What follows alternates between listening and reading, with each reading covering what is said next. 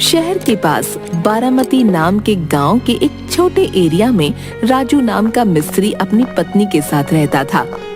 वो बहुत मेहनती था। उसकी पत्नी का नाम कमला था। उसने कई बड़ी बड़ी बिल्डिंग, घर, महल में काम किया था।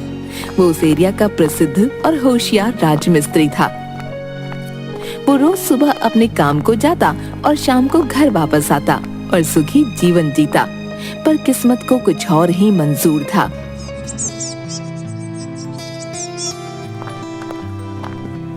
कमला, आज बहुत देर हो गई काम पे जाने में। हाँ, तेल खत्म हो गया था। दुकान गई थी तेल लेने। वहाँ भी बहुत भीड़ थी, इसलिए समय हो गया जी। चलो कोई बात नहीं। मेरा टिफिन तैयार हो गया? हाँ, अभी लाई। कमला टिफिन लेकर आती है।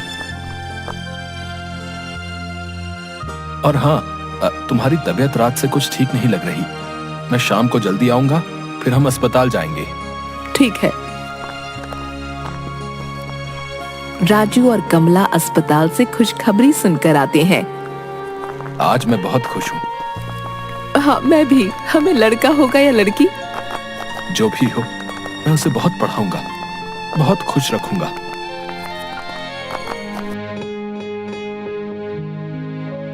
नौ महीने बाद राजू और कमला को लड़का होता है। राजू उसे हाथ में लेकर, कमला देखो, हमें लड़का हुआ है। आज मैं बहुत खुश हूँ। मैं इसे खूब पढ़ाऊंगा।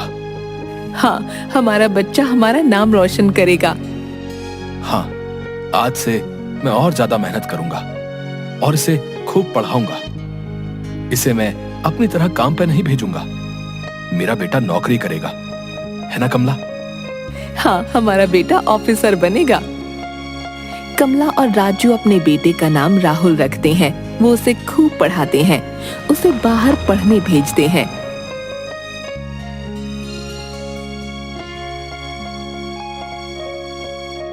बहुत दिन हो गए, ना राहुल का कोई फोन आया, ना कोई खबर, ना राहुल आया।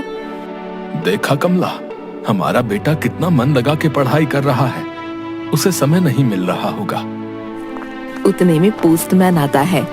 राजू से, तुम्हारे लिए चिट्ठी आई है। अब किसकी है भाई? अब लाए हो तो पढ़ के भी बता दो। राहुल की चिट्ठी है। मेरे बेटे ने चिट्ठी भेजी है। क्या लिखा है? देखा कमला, तुम बेमतलब में घबराती हो। कहता है, माँ बाबा आप कैसे हैं? मैं यहाँ ठीक हूँ, मेरी चिंता मत करो, मैं जल्दी ही आऊंगा। और हाँ बाबा, मेरी अब नौकरी लगने वाली है। उसके लिए मुझे 1 लाख रुपयों की जरूरत है, नहीं तो मुझे नौकरी नहीं मिलेगी और मेरी पूरी मेहनत पानी में चली जाएगी। हाय दैया, ये जालिम जमाना। एक तो महंगी पढ़ाई और उसके बाद कमीशन भी मांगते हैं नौकरी लगने के लिए। चाहे कुछ भी हो जाए, मैं अपने राहुल को हारने नहीं दूंगा। अरे हाँ मिस्त्री साहिब, पर पैसे कहाँ से लाओगे? कोई बैंक लूटेंगे या अपनी किडनी बेच देंगे? बोलो भला। नहीं, मैं धन्ना सेठ से बात करूंगा जो ब्याज पर पैसे देता है। हाँ, पर वो पैसे के बदले कुछ गिरवी रख लेगा। तुम्हारे पास क्या है गिरवी रखने को? हमारा ये घर, हम अपने बेटे के लिए इसे भी बेच देंगे, चाहे हमें कहीं सड़क पर रहना पड़े। और इस तरह राजू धन्ना सेठ साहूकार के पास से पैसे लेके अपने लड़के राहुल को भेजता है। उधर राहुल नौकरी पे लगता है। कुछ दिन में ही उसे एक लड़की पसंद आती है। वो उससे शादी कर लेता है और अपनी दुनिया में ही खुश हो जाता है। माँ बाप को भूल जाता है। सुनो जी, इतने साल हो गए, अभी तक हमारा लड़का हमसे मिलने नहीं आया। कैसा होगा वो? उसका कोई अता पता नहीं है। कमला, तुम चिंता मत करो। उसने बोला था मैं आऊंगा तो आएगा। राजू को बहुत चिंता होती है कि वो कर्जे के पैसे कैसे चुकाएगा। अब वो सोचता है कि वो कहीं काम ढूंढेगा। सुबह कमला, मैं काम ढूंढने जा रहा हूँ। इस उम्र में आपसे काम नहीं हो पाएगा जी। लेकिन धन्ना सेठ का कर्जा भी तो चुकाना है। लेकिन आपको इस उम्र में काम कौन देगा? तजुर्बा है इतने सालों का कमला, कोई ना कोई काम तो दे ही देगा।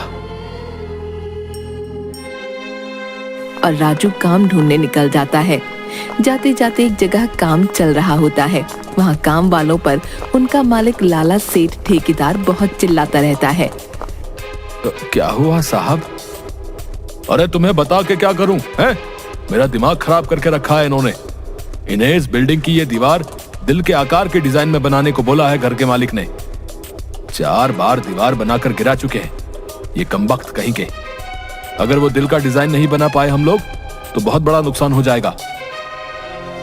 साहब, मुझे थोड़ा बहुत तजुर्बा है, अगर बुरा न माने तो मैं कोशिश करूं। अब इस बुढ़ापे में तू क्या सुधरेगा? चल, बोल रहा है तो तू भी कर ले। पहले इसका बेस मजबूत रखिए और बाद में सलाख डालकर धीरे धीरे ईंटें घुमावदार बनाइए, जिससे उनका काम सही हो जाता है।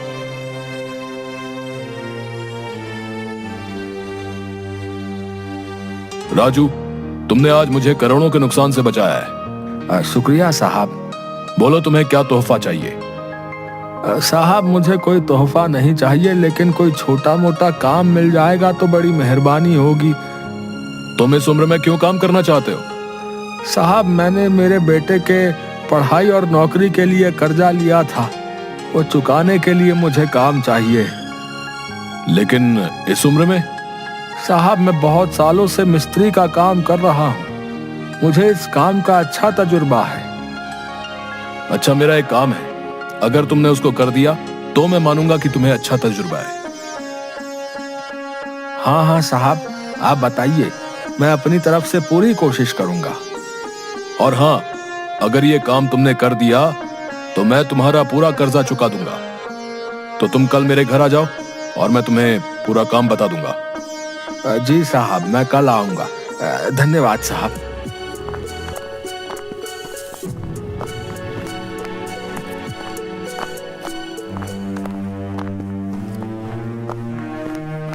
क्या हुआ? आप इतने परेशान क्यों हो? काम नहीं मिला? कोई बात नहीं, हम कुछ ना कुछ कर लेंगे, परेशान मत होइए। कमला, ऐसा काम मिला है जिससे हमारा पूरा कर्जा चुकता हो सकता है। फिर आप परेशान क्यों हो? और इस उम्र में ऐसा क्या काम जिससे हमारा पूरा कर्जा चुकता हो जाएगा? वही सोच रहा हूँ। अभी कल लाला सेठ जी के घर जाके ही पता चलेगा कि क्या काम है। अब चलो खाना खाते हैं और आराम करते हैं। सुबह लाला सेठ के घर भी जाना है। हाँ ठीक है।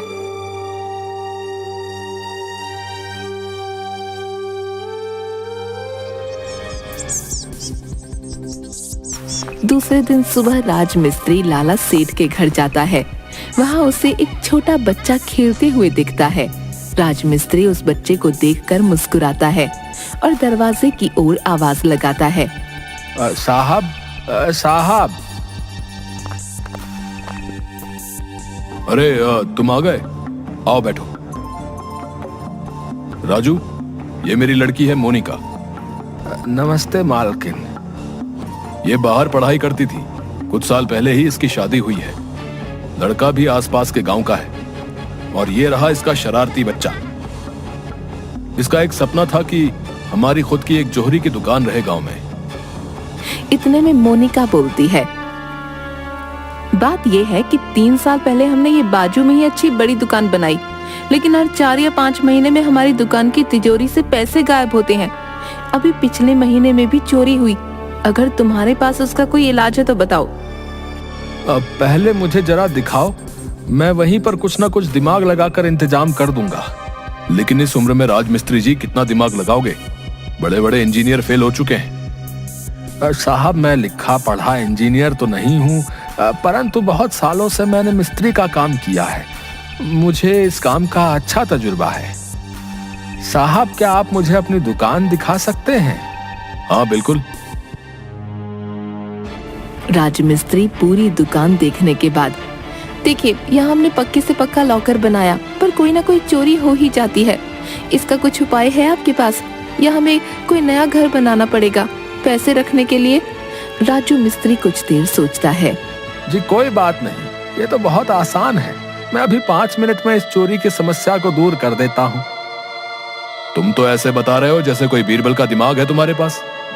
जी मैं बीरबल जैसा दिमागदार तो नहीं हूँ, परंतु सुनिए, एक तर्क की बात बताता हूँ। तो जल्दी बताओ। साहब, आपने आपके दुकान की तिजोरी एक कोने में रखी है। अगर आप उस तिजोरी को बीचों बीच रखते हैं तो उस पर सबकी नजर रहेगी। एक बार उसे जगह से हटाइए और बीच में ला के देखिए, सबकी नजरों के सामने रहेगी। और उसे इस तरीके से बनाइए कि किसी की समझ में ना आए कि वो तिजोरी है। जैसे उसके ऊपर बैठने का टेबल बना लीजिए। आइडिया तो मुझे अच्छा लगा, पर आप ही अपने हाथों से इसे टेबल के जैसे आकार का बना दीजिए। ठीक है, ऐसा करके देखते हैं। अगर मेरी दुकान में 6 महीने के अंदर चोरी नहीं हुई तो मैं तुम्हारा पूरा कर्जा चुका दूंगा। ठीक है साहब। वो उस तिजोरी का काम 5-6 दिन में खत्म कर लेते हैं। राजू मिस्त्री काम खत्म होने के बाद घर में ही रहता है कि अब क्या करे। क्या सोच रहे हो? सोच रहा हूँ कि जो लाला के यहाँ काम हुआ वो बराबर है या नहीं। अगर वहाँ चोरी हुई तो पैसे नहीं मिलेंगे, फिर हम क्या करेंगे? आप परेशान मत हो, जो भी होगा अच्छे के लिए होगा।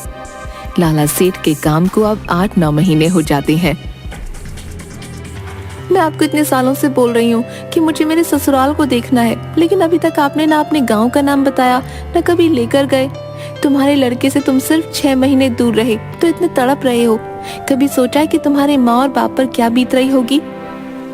अब परसों तुम्हारा बर्थडे है तो मैं चाहती हूँ कि हम यहाँ मनाएं, नहीं तो मैं कभी भी वापस नहीं आऊंगी।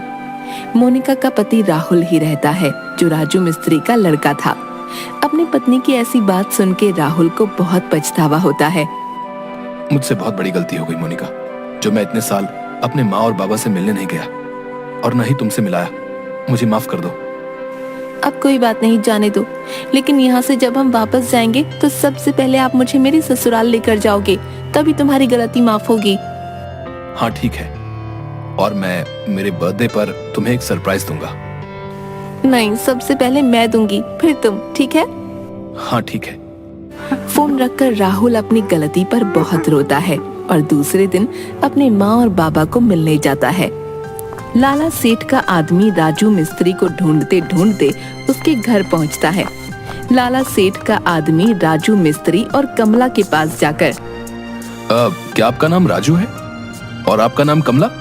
हाँ। आपका राहुल नाम का कोई लड़का था? ये सुन के दोनों की आंख में पानी आता है और वो दोनों गर्दन हिला के हाँ बोलते हैं। साहब, आपको ये सब कैसे पता? वक्त आने पे सेठ आपको जल्दी ही एक खुशखबरी देंगे। अभी आप ये कुछ सामान रखिए, इसमें मिठाई और कुछ कपड़े हैं। सेठ जी की तरफ से भेंट समझिए। राजू मिस्त्री और कमला एक दूसरे की ओर देखते हैं और अचंभे से। शायद तुम्हारे बनाए हुए लॉकर या किए गए काम से सेठ बहुत खुश है, इसलिए उन्होंने हमें ये भेंट दी है।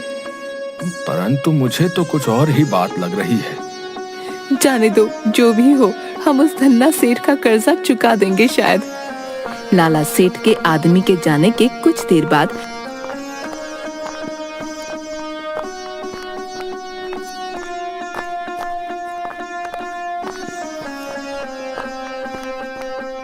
एक जवान लड़का सूट बूट टाई पहनकर एक बड़ा बैग हाथ में लिए घर के दरवाजे से अंदर आता है।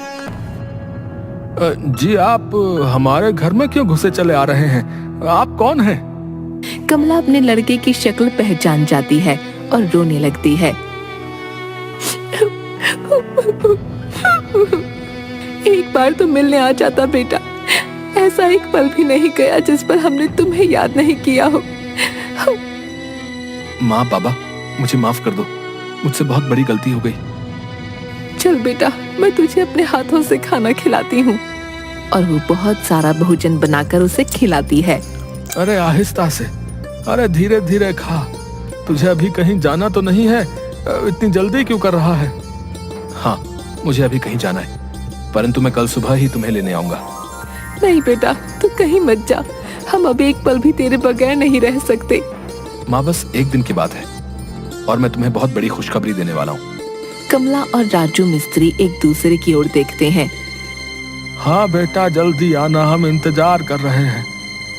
राहुल वहाँ से निकलता है। जरूर कोई न कोई बात है, जो सेठ जी भी यही बात कह कर गए, हमारा राहुल भी। इतने में लाला सेठ का एक आदमी राम प्रसाद राजू मिस्त्री के घर आता है। राज मिस्त्री, तुम दोनों को कल जो है लाला सेठ के यहाँ बुलाया है। हाँ हाँ, हम आ जाएंगे, परंतु बात क्या है, कोई तो बताए। दूसरे दिन राजू मिस्त्री और कमला लाला सेठ के घर जाते हैं। आओ राजू, तुमने जो काम हमारी दुकान के लिए किया उससे अभी तक हमारी दुकान में चोरी नहीं हुई। ये तुम्हारे कर्जे के पैसे और ये तुम्हारा इनाम। ऐसा बोलकर और पैसे देता है। उतने में अंदर से राहुल और मोनिका आते हैं। तुम बोल रहे थे ना कि अभी दुकान में चोरी बंद हो गई, किसने काम किया? ये है वो जिन्होंने काम किया। तुम बोल रही थी ना कि मैं तुम्हें तुम्हारे ससुराल लेके नहीं गया। देखो, इनसे मिलो। यही मेरी माँ और ये मेरे बाबा है। माँ बाबा, ये मेरी पत्नी है मोनिका और मेरा बेटा बंटी। मोनिका उनके पैर पड़ती है। वो आशीर्वाद देते हैं और बंटी को गले लगाते हैं। अरे मुझे पता था मेरी बेटी किसी हीरे को ही चुनेगी। तुम तो खास हो ही, परंतु तुम्हारे पिताजी और उनका तजुर्बा उससे भी खास है। मालिक, ऐसा ना कहो।